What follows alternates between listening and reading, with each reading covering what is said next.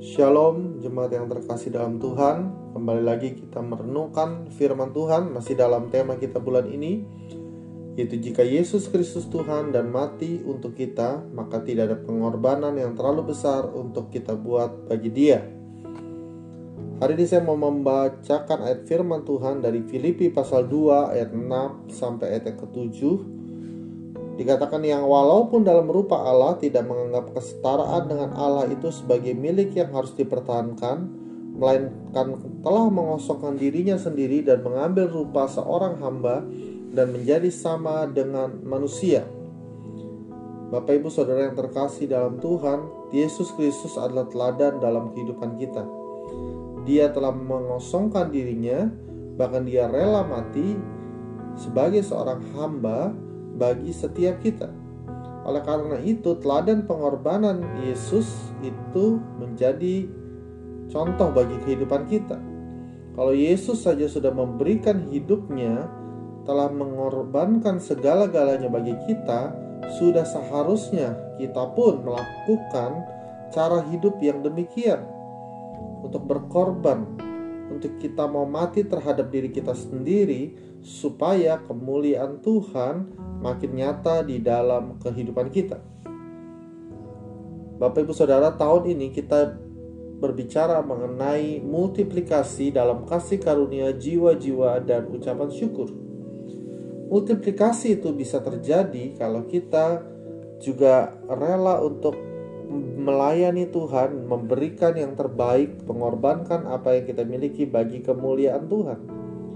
Tidak mungkin multiplikasi terjadi kalau kita tidak mau memberi yang terbaik bagi Tuhan. Kita harus menjadikan hidup kita sebagai persembahan yang terbaik bagi Dia.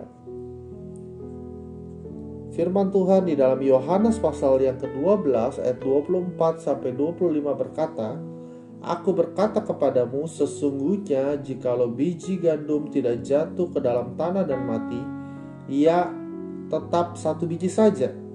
Tetapi jika ia mati, ia akan menghasilkan banyak buah.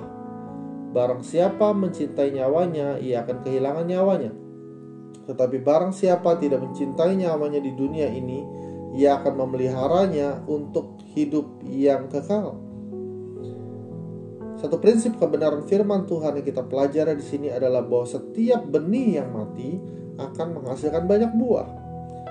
Kristus Yesus menjadi benih yang mati sehingga ada banyak jiwa-jiwa yang datang dan mengalami keselamatan dari generasi ke generasi. Dan kita sebagai murid-murid Kristus juga dipanggil untuk menjadi benih yang mati, untuk terjadinya multiplikasi yang luar biasa.